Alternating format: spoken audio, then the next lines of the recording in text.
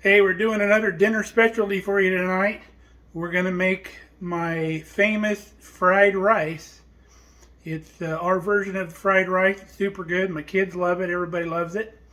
So let's get started, folks.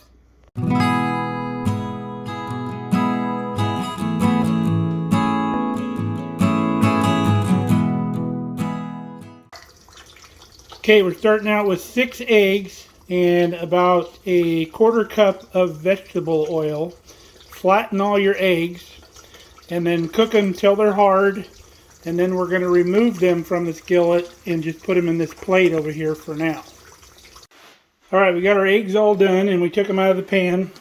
Now with your eggs, they don't have to be pretty. All you're going to do is just chop them really rough. About 1/2 inch pieces or so. When I bite into it, I like to get a nice piece of egg. I don't want them to be really tiny. It's much better when you bite into something that's substantial. So we'll do it about like that. Now we've taken our good pork that we harvested this fall. I took some boneless pork chops, about 1 pound of them, cut them into about 1/2 inch pieces, and I seasoned them with my favorite seasoning and some pepper. You can just use salt, pepper, or garlic salt and some pepper, something like that. So that's the next thing that goes in the pan. So from now we're just building gradually the stuff that we're going to be putting in it. So we're going to bring this up to heat and fry it. Alright, our pork is starting to turn brown. It's got a ways to go, but we're going to throw the onions in now. This is just 1 small onion chopped. I'm going to throw all that in the mix. Start softening those onions up. And just about the time those onions get soft, we're going to throw in 1 whole box of sliced cremini mushrooms. But we're going to let the onions go for a little bit and let the meat go a little bit more. This recipe was given to me by a coworker many years ago, a guy by the name of James Gregory. He used to bring this dish to potlucks. He'd make a big batch of it in a big aluminum roasting pan, and he'd barbecue pork chops, and he'd lay barbecued pork chops in on top of it, and boy, it was a feast, let me tell you. The rice is super good. So we'll continue on with this. I'll come back when we're adding the mushrooms. Alright, our onions are translucent now. We're going to add the mushrooms.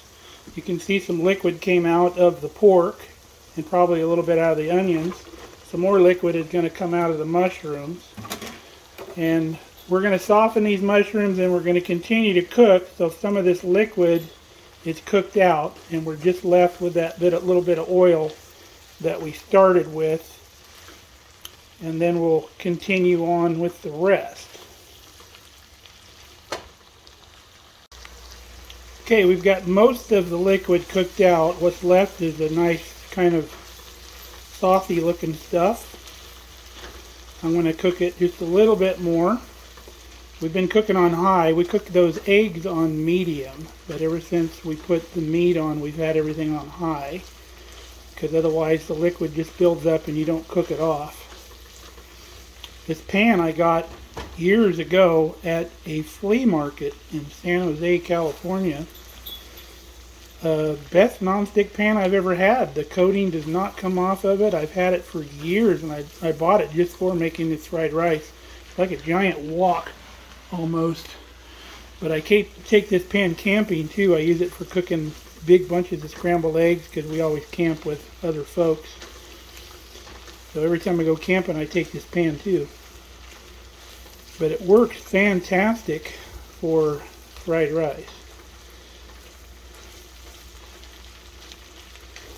Alright, I think we can go ahead and dump our rice in. We have 3 cups of cooked rice. It started out as 2 cups of uncooked rice, and we just cooked it as per the directions. So you want 3 cups, so we'll go ahead and dump that in.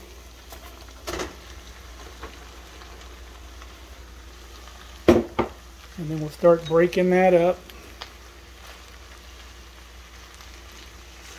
That rice is going to soak up all that liquid in the bottom.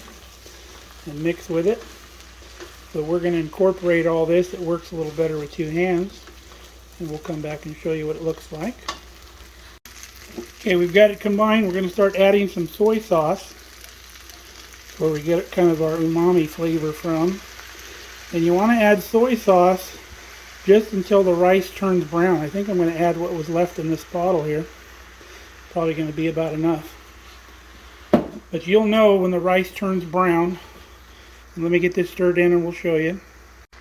Alright, we've got it incorporated. Always err on the side of not enough. So do a couple tablespoons at a time until you get the flavor profile that you like. Some people are going to think this is just going to taste like soy sauce, but it doesn't. It's got a really nice flavor to it. We don't add the fish sauce and all the other stuff. I don't know if you've ever smelled fish sauce. It smells like rotten fish. I don't dig that kind of stuff. So we're right where we need to be. So now we're going to add our eggs back in the pot. We'll stir those in.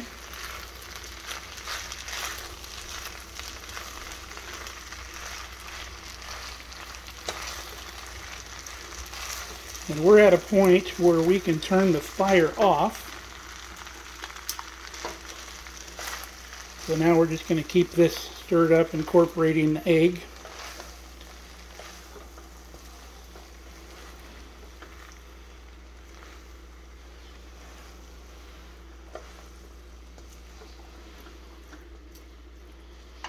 And then now we're going to throw in one small bunch of green onions that we've chopped up, the white and the yellow.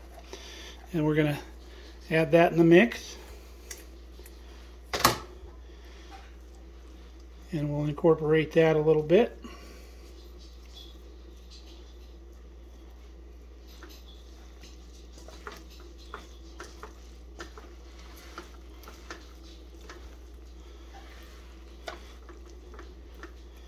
And we are done. That is ready to eat. And that is a meal in a pan right there. It's got everything you need. So let's serve it up. We are all done and we're ready to eat. Fantastic meal right there. Now you don't have to use pork. You can use chicken, shrimp, beef, whatever you want to use. Doesn't have to be pork. You can use leftover sausage. Sausage, like pork sausage, is really good in this. Any kind of sausage, really. I also make a Mexican kind of flair on this recipe. I'll use the really good homemade chorizo that we make, and we'll put that in the pot, and instead of the green onions we'll use some cilantro, and it comes out really good. It's got kind of a Mexican flair to it. So very good meal, one pot meal. It's really good stuff. Give it a shot. You'll make it again and again. So until next time, stay safe, stay healthy. We love you guys. See you later.